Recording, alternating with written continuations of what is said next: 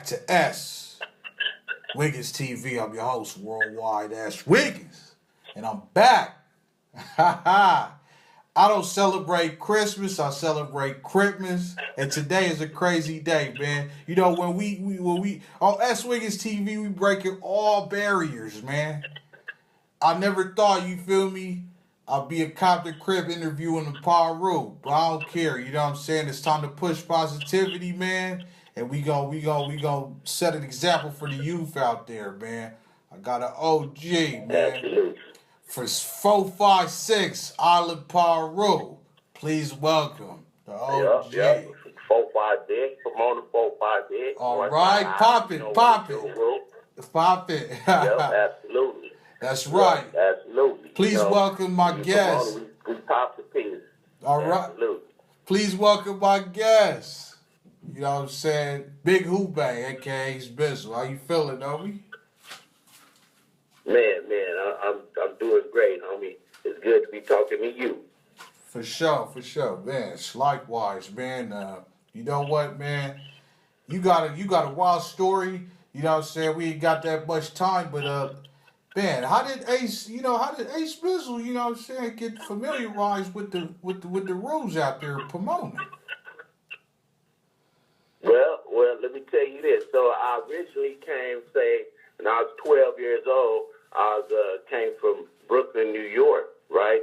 We left Brooklyn and I landed in Linwood. So I touched down in Linwood, 12 years old. Oh. And I went to Washington Elementary School, right? And I sat down and my next door neighbor, who happened to be the king of the school, first thing he said is, "Where you from?" So I said, "What you mean where I'm from? I'm from Brooklyn." He said, "Nah, nigga." Like, he wrote down Crip and Piru on the book, on the paper, and he said, "Which one are you?" I said, "I don't know about that." He said, "Well, out here, they this." He circled Piru, right? Wow. So I said, "Okay, all right. You know, it is what it is." I didn't know nothing. So we went outside and played football, and the first thing the teams was Bloods and Crips. So I get picked to the Piru team. You feel me? So the first thing I did was playing little football with the Pirus as a kid. Then the next thing after that, of course, you meet the big homies. So from 12 years old, I lived 2 doors down from China Dog, from Newton's Park. Oh. You feel me? So, right. So all the little kids that played at his house was like my little homies. Roger, Climax, all of them, it was, just my little homies. For sure. All right. So what was it like moving to Pomona, man, from Linwood, man? Because it's 2 different areas. It's the valley now, if I'm correct. Absolutely. So so say from 12 to 14, I'd say, going to school in Linwood, I got indoctrinated to what it was with the P-Funk. Not like I was all gang-banged out, but you just grow up seeing it, whatnot. Right. And I lived in an area now called the Linwood neighborhood, right? So when I stayed there, it wasn't all neighborhood. It was kind of Piru affiliated because, like I said, Marcus Nunn and them stayed right there on Ernestine. You feel me? Behind the bowling alley. You feel me? And so they were there. So that was a heavy influence of Piruism. You feel me? So I was there when the mixture happened and the whole separation, and I was already affiliated with them. You feel me? So when it came time for me to move, right, they said, "Hey, you know what? You're going to end up being from the islands, right? It's a blood set out there." I said, "What you mean I would be from the islands?" Because technically, they didn't have a gang over there yet. You feel what I'm saying? Oh. I'd have probably ended up being from the Cap. My Linwood homies told me about Pomona. They the one told me, they said, "Blood, you going to end up being from there." Because I said, "We moving out there." They said, "Blood, you going to end up banging out there. You got to find the island." So I happened to move out here to Pomona, right? Bam, touchdown, met the island homies. So when I was 14, I got indoctrinated with the island homies. You feel me? All right. And there we go.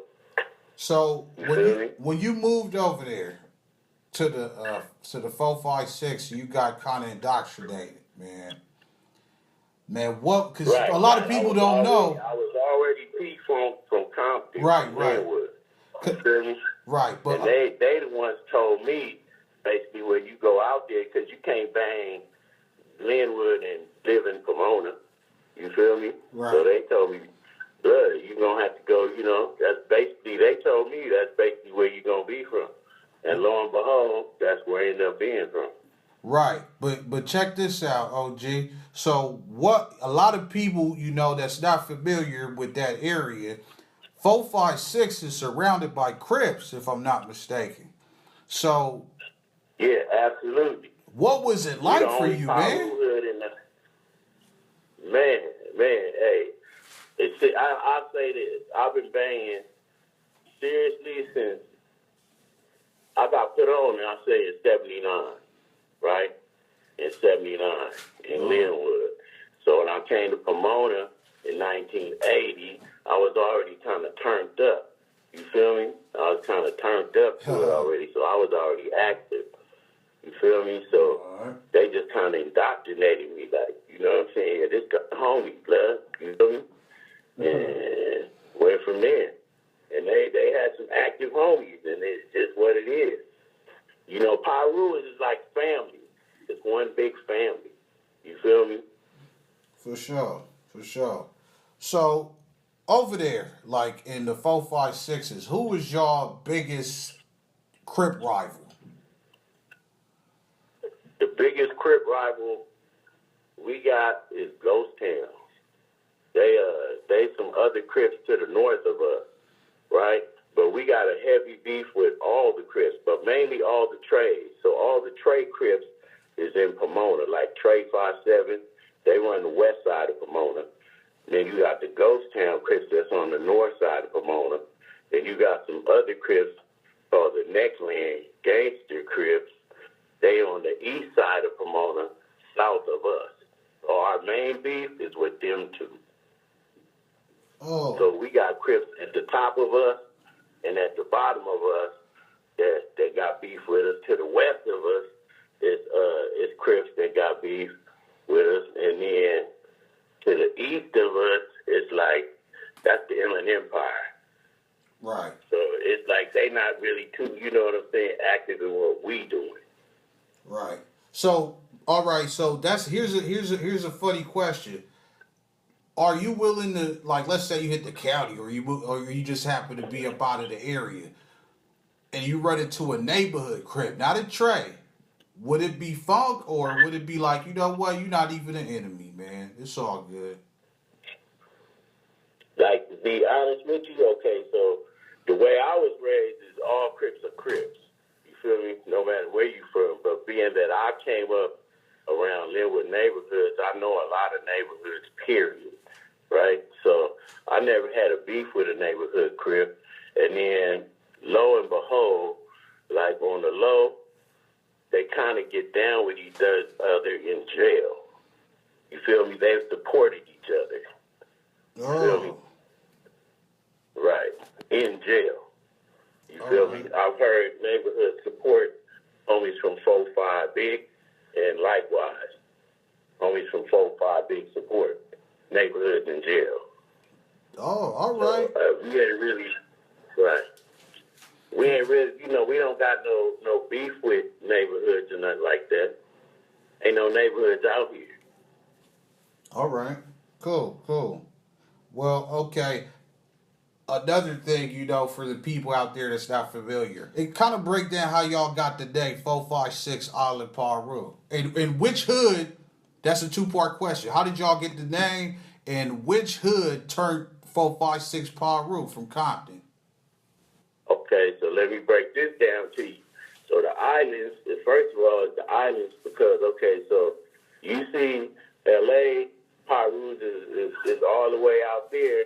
So you got about 30 miles of freeway to get it over here. Between that whole distance, long before West Covina Mob and all of them, the islands existed. So the islands started in like 76,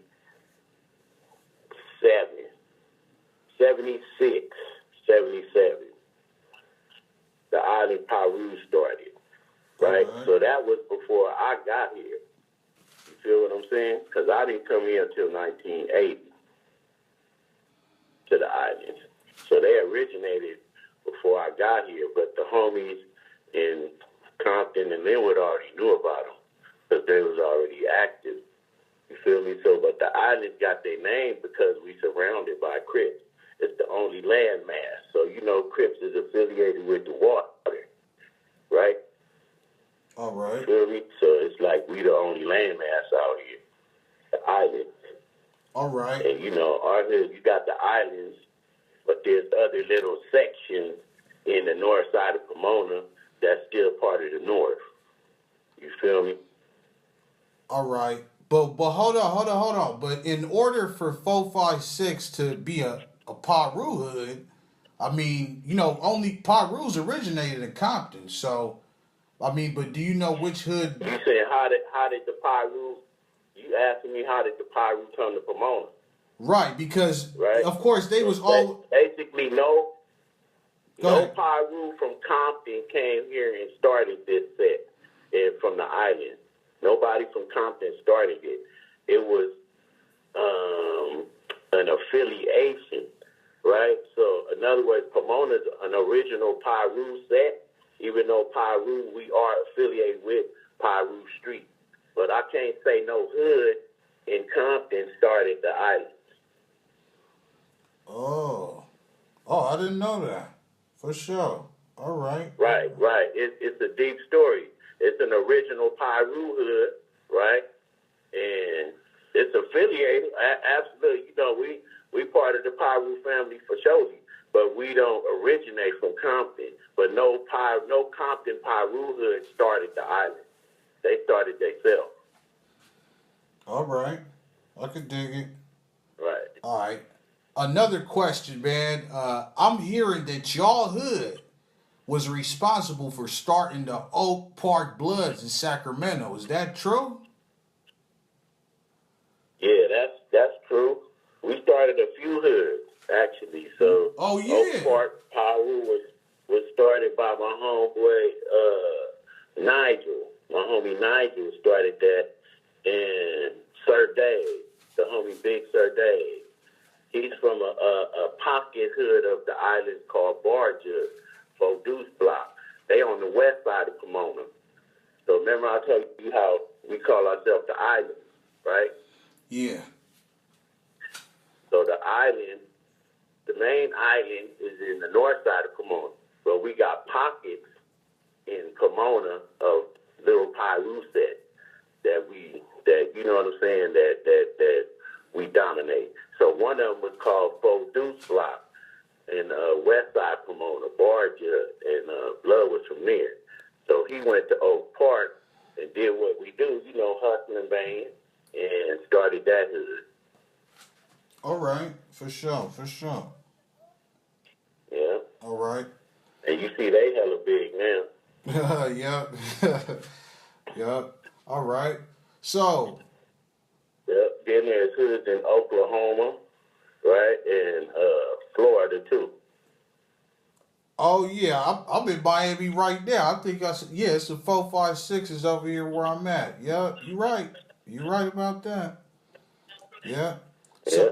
So check this out. They nationwide now. You feel me? All right, look what y'all just started, man. For sure, man. You know what I'm saying? Yep. That's what's up. Then there's another hood in San Bernardino that we had affiliation started called Lil Zion Manor. Yeah, heard of. I don't know if you ever heard of them. Oh yeah. Lil Zion Manor Blood. So we started them too. Me and another homie from Rolling 20s named Johnny Thompson. He used to play for the LA Rams. Oh, I never heard So of me it. and him, we started that set, the Lil Zion Manor Bloods. You know, and they got Macons in there. You ever heard of the Macons from San Bernardino? No, I never heard of the Makers, nah. No, okay. But They like a notorious family out there. But they blood related, and a lot of them from Lil Zion. all right. And that's I think they over there by the project gang. I don't know if you're familiar with the project. It's like a black rag gang. Yep, they by the projects, All right. California Gardens, Crip. They by Delman Height Bloods, Yeah, yeah. Georgia Gangsters. We started that over there. For But sure. they hella active. You feel me? Hella active, little homies. So I mean, 4-5 bitch got a lot of we got some spread out there, and we got a hood in Victorville. For sure. All right. So real quick, man, we ain't got much time left, man, but let's kind of talk about your transition, man. Coming up, we reputable, man, but kind of growing older, from the hood and kind of saying, you know what, it's time to transition, with the Muslim thing and everything you got going. Kind of hit us with that if you can, man.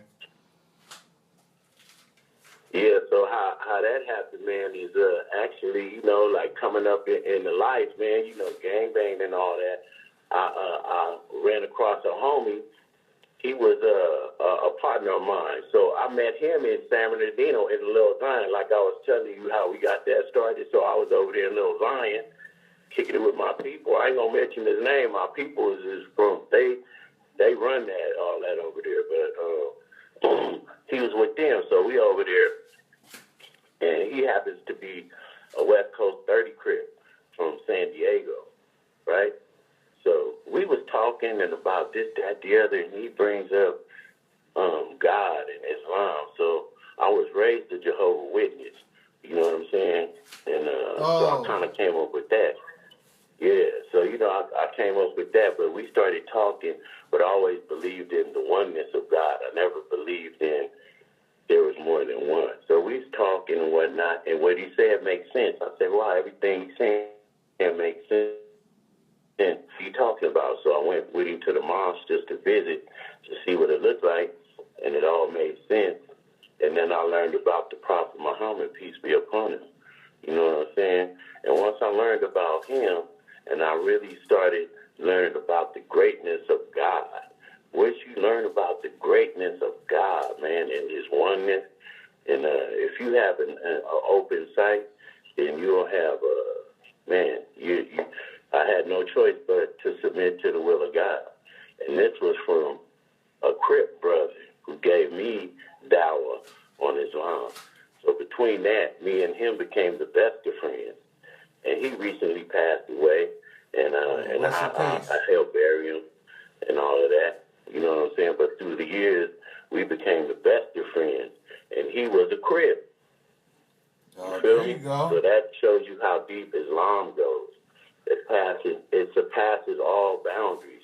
Just the other day, so I'm an old school rap producer too. To let you know, I used to work with Eazy-E and Above the Law and Cocaine. Cocaine is like my best friend. You feel me? Wow. So I worked real close with them. The other day I met G. Carito. We was out with my son, DJ Diggin'em. We was out with him. And then we met G. Carito, and I recently heard he embraced Islam. So I gave him salam. And the brother was the coolest brother. You know what I'm saying? Shout out to G. He embraced Carito. me back. Man, we talked just exactly. We shot down at each other, exchanged numbers and all that. And the Crip and Blood thing didn't even float nowhere. You feel me? For sure. Matter of fact, he even got a rally from 4-5 Bigs named Peanut. You feel me? So we had talked about that, chopped it up, but it goes way past Crip and Blood. You feel me? That's and, what's up. And so I became Muslim, man, and so here it is, 30 years later. I'm still trying to walk that path. But it is what it is. When you sign on for peace, funk is for life. But my Islam is first. Right. You feel me? Real talk. All right, man. Hey, man, Big Who Bang / Ace Bizzle, man. Thanks a lot, man. I appreciate you. We gonna keep in contact too, man. I appreciate you, man. Sit down with me, man. Absolutely. For sure, man. You got it here first. Yeah, absolutely, man. Yeah. We broke records today, man. And everybody, I don't believe in the holiday, man, but everybody have a safe day, a safe holiday, whatever you call it, man. Be safe out there, man, and right. blessings to all, man. S.WigginsTV. Right. I'm with you on that with the holiday thing because you're supposed to deal with the truth. You feel me? For sure, man. All right. Okay. We out of here, man. OG 456. Yup. Yeah. All right, fam.